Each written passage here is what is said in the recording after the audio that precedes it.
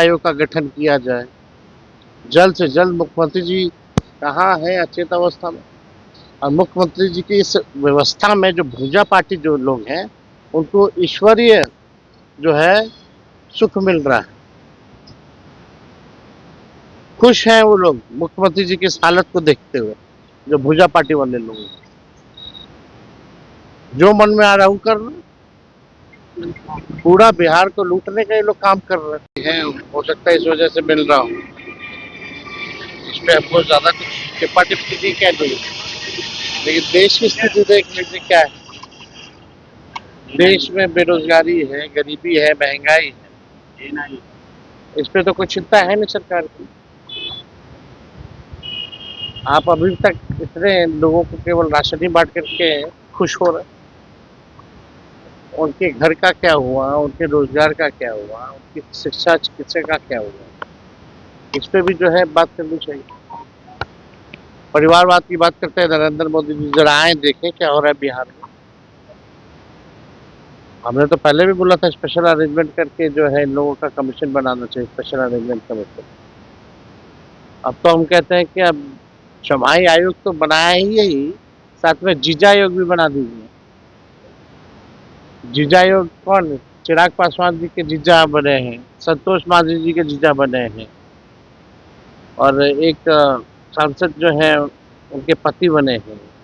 तो जीजा आयोग का भी गठन करना चाहिए, मेहरारू आयोग का भी गठन कर देना चाहिए।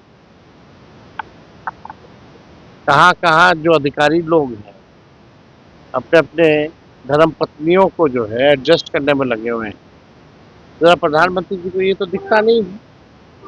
आते हैं बिहार तो केवल हम लोगों को गाली दे के चले जाते हैं, लेकिन खुद के गठबंधन में दल में क्या हो रहा है इस पे छू तक नहीं निकलती है। और आश्चर्य की बात है, छोटा है।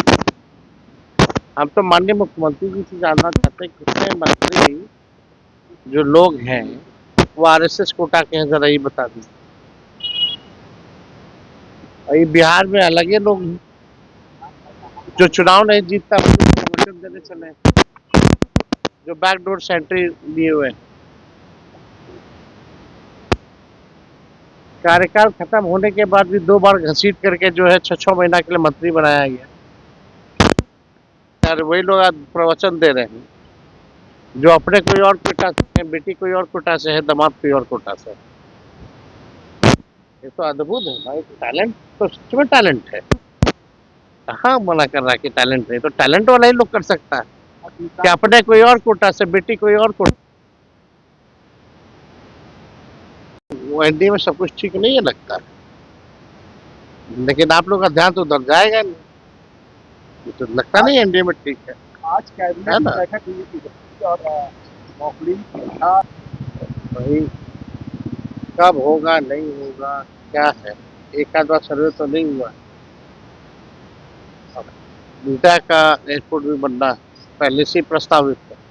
हम ही लोग जब कैबिनेट में था तभी हम लोग लैंड एक्वायर करके हम लोगों ने एयरपोर्ट अथॉरिटी को दिया था उसी समय, जब 15 में हमारी पहली बार सरकार बनी थी, उप मुख्यमंत्री हम बने थे। तो उसके बाद से क्या हो रहा है, कोई तेजी तो दिखी नहीं। मेरा बजट भाषण में सुनेंगे, उस समय हमने डेडिकेटेड एक्सप्रेसवे की बात की थी, वही काम चल रहा है। तो एयरपोर्ट तो ठीक है, लेकिन एयरपोर्ट का जो भाड़ा जो एयर टिकट का कितना हो गया। ये प्रधानमंत्री जी कहते थे चप्पल, हवाई चप्पल वाले को भी हवाई सफर कराएंगे। क्या स्थिति है क्या? कोई स्थिति नहीं, इतनी महंगाई, इस पे कोई ध्यान नहीं है। निशान को चुनाव लड़ मांग कर रहे हैं। तो हम इस पे क्यों टिप्पा टिप्पणी कर रहे हैं? भाई लोकतंत्र है, जिसको आना आए, भाई सबका स्वागत है। लेकिन आज हम जा रहे हैं, आपको सब लोगों को पता है, दिगवाड़ा में जहाँ लोग जो है सड़क दुर्घटना में मारे गए, उनके परिजनों से मिलने जा रहे हैं। और सिवान में भी और छपरा में जो लोगों ने शहादत दी है उनसे भी हम लोग मिलने जा रहे हैं। कल हम चौसा भी जाएंगे, खंडका से भी वहाँ लोग मरे हैं, और जो शहीद हुए थे उनके परिजनों से भी जो है हम मिलने जाएंगे। लेकिन आश्चर्य की बात है, मुख्यमंत्री जी इतने अचेत अवस्था में है। हमने आईपीआरडी देखा, सब कुछ देखा। शायद आप भी चेक कर लीजिए, अभी तक संवेदना तक इन्होंने प्रकट नहीं की है। जिनकी ठंडों से मृत्यु हुई है या सड़क दुर्घटना से मृत्यु हुई है, अभी तक कोई संवेदना प्रकट उपस्थित प्रिंट, इलेक्ट्रॉनिक और डिजिटल थे पार्टी के कई बेबुनियाद सवाल और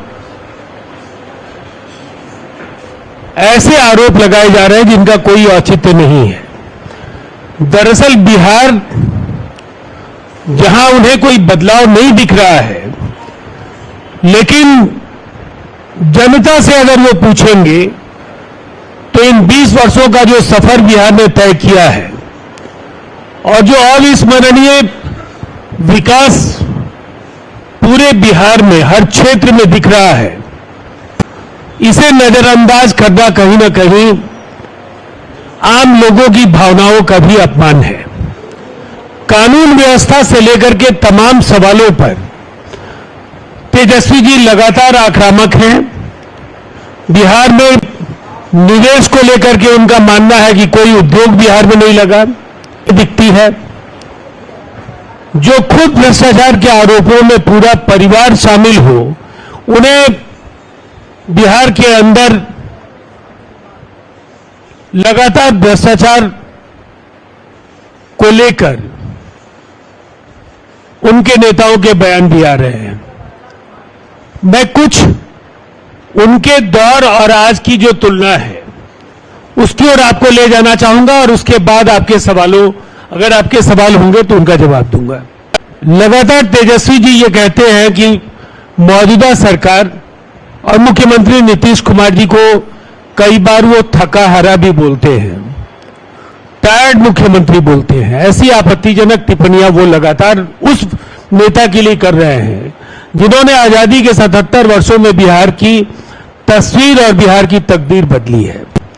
और वो मौजूदा सरकार से परेशान होने का, लोगों के परेशान होने का आरोप लगाते हैं, लेकिन हम कहते हैं कि 20 वर्षों में बिहार की तस्वीर अगर देखने के बजाय अपने शासन को याद कर लेते, और ये अगर उन्हें याद नहीं है तो हम उन्हें याद दिला देते हैं कि 90 से 2005 कुल जातीय नरसंहार 118, नरसंहार में मारे गए लोग 812, फिरौती के लिए अपहरण 5243, महिलाओं के साथ दुष्कर्म 12827, सांप्रदायिक दंगे 130, दंगों में मारे गए कुल लोग 26,000।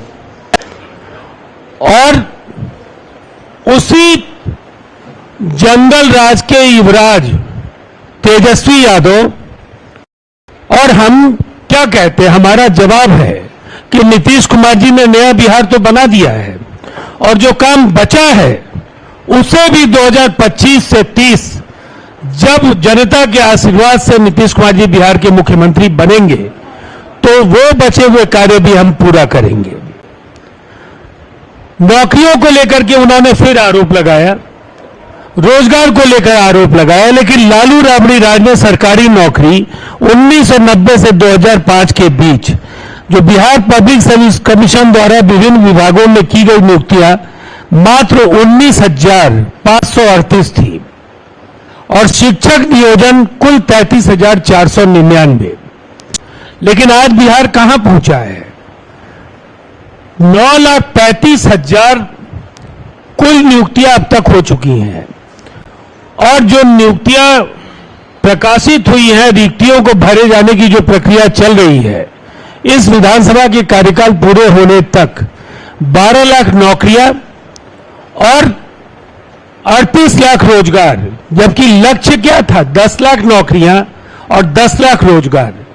लेकिन हम लोग 50 लाख लोगों को नौकरी और रोजगार के जरिए उन्हें इस योग्य जरूर बनाएंगे कि वो अपने परिवार का भरण पोषण कर पाएंगे। और साथ ही साथ जो जातीय सर्वे के आधार पर 94 लाख परिवारों के एक एक सदस्य को 2 लाख रुपए की सहायता लघु उद्यमी योजना के अंतर्गत दी जा रही है कि को बिजली की उपलब्धता थी और पटना की जरूरतें भी उस दौर में पूरी नहीं होती थी। राजधानी को 7-8 घंटे बिजली मिलती थी, बाकी जिलों की तो बात अगर जिन्हें भी याद होगा, चूंकि आप यहां ज्यादा नई पीढ़ी के लोग हैं, लेकिन अपने माता पिता और निकट के रिश्तेदारों से पूछिए कि उस दौर में बिहार के जिलों में बिजली की आपूर्ति की स्थिति क्या थी। लेकिन अब स्थिति क्या है? अभी बिजली के उपभोक्ताओं की जो संख्या है 2 करोड़ से ज्यादा है। 8,000 मेगावाट की बिजली की उपलब्धता बिहार में है और राजधानी पटना में 24 घंटे और बिहार के बाकी जिलों में 20 से 22 घंटे बिजली की उपलब्धता लगातार मिल रही है। और जहां बिजली के लिए आम लोगों को 6.74 रुपए प्रति यूनिट के दर से भुगतान करना होता है, वहीं बिहार में किसान केवल 55 पैसे प्रति यूनिट के दर से भुगतान कर रहे हैं। तो ये बदलाव नहीं है। अगर तेजस्वी यादव को ये बदलाव नहीं दिखता है तो वो जनादेश का मर्म नहीं समझ रहे हैं। वो समझ नहीं पा रहे हैं कि लगातार कोई सरकार अगर 20 वर्षों के बाद भी, जहां आमतौर पर धारणा होती है कि एंटी इनकम्बेंसी होगी, वहां प्रो इनकम्बेंसी इस सरकार के साथ है। और आज भी जो भी सर्वेज हैं, जहां भी लोगों की राय हम देख रहे हैं, एक प्रचंड जनादेश की ओर नीतीश कुमार जी के नेतृत्व में एनडीए बिहार में बढ़ता हुआ दिख रहा है। और इस वर्ष मधुबनी, सिवान और वैशाली में मेडिकल कॉलेज अस्पताल की शुरुआत भी हो जाएगी। बिहार के सभी जिलों में मेडिकल कॉलेज खोलने का लक्ष्य है। और तेजस्वी जी को बस हम इतना कहना चाहेंगे, आपकी जुबान चलती है और नीतीश कुमार जी का काम बोलता है। ये फर्क समझना होगा कि एक नेता बार बार 17 महीने जो उस सरकार में उप मुख्यमंत्री हो, सरकार की अगुवाई मुख्यमंत्री करते हैं या कोई मंत्री या उप मुख्यमंत्री करेगा, जबकि ओथ जब होता है तो उप मुख्यमंत्री पद भी नहीं होता है, वहां एक माननीय मंत्री के तौर पर ही ओथ होता है। तो सरकार की अगुवाई, इसे 17 महीने का सवाल क्या है? जो भी कार्य इन 20 वर्षों में हुए, जिसमें वो 17 महीने भी शामिल हैं, वो भी नीतीश कुमार जी के नेतृत्व और उनके निर्देशन में हुए हैं। पुलिस बल, बिहार में 42,851 पुलिस कर्मी थे और आज 1,10,000 अभी वर्तमान में पुलिस बल में हैं। और ये जो अभी का लक्ष्य, जो फैसला हमारा है, वो 2,27,873 करने का फैसला लिया गया और उस दिशा में भर्ती की प्रक्रिया भी जारी है।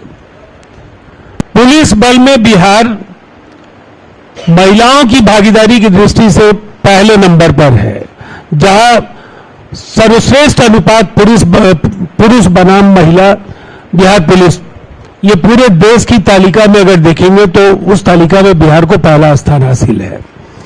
इसके साथ ही महिलाओं के आरक्षण से लेकर स्वयं सहायता समूहों की तादाद का सवाल हो तो अकेले इस राज्य में 10,63,000 सेल्फ हेल्प ग्रुप्स हैं यहाँ, जिसके जरिए जीविका दीदियों को जो जोड़ा गया, उनकी संख्या 1,34,00,000 है।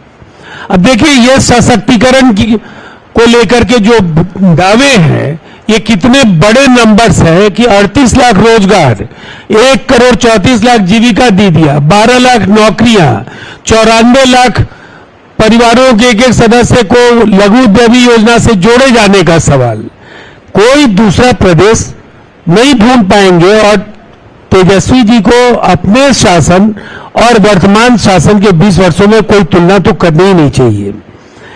अब सवाल ये है कि अभी हाल के दिनों में जातिगत जनगणना को लेकर के भी आरजेडी ने कहा कि ये उनके दबाव में किया गया। देखिए, देश में 2 फैसले बराबर इतिहास में दर्ज होंगे। बिहार में जातिगत जनगणना कराने का, सफलतापूर्वक कराने का श्रेय बराबर नीतीश कुमार जी को मिलेगा और दूसरा बड़ा फैसला 1931 के बाद देश में जातिगत जनगणना कराने का निर्णय यशस्वी प्रधानमंत्री नरेंद्र मोदी जी ने लिया। और किसने कब कहा, किसने क्या कहा, इन बयानों से ज्यादा महत्वपूर्ण ये फैसले हैं। तो एनडीए की सरकार चाहे बिहार में हो या केंद्र में, हमारा काम बोलता है, आपकी जुबान चलती है। ये फर्क जनता समझ रही है और उसी हिसाब से जनता जनादेश भी देती रही है और अगली बार भी देगी। धन्यवाद।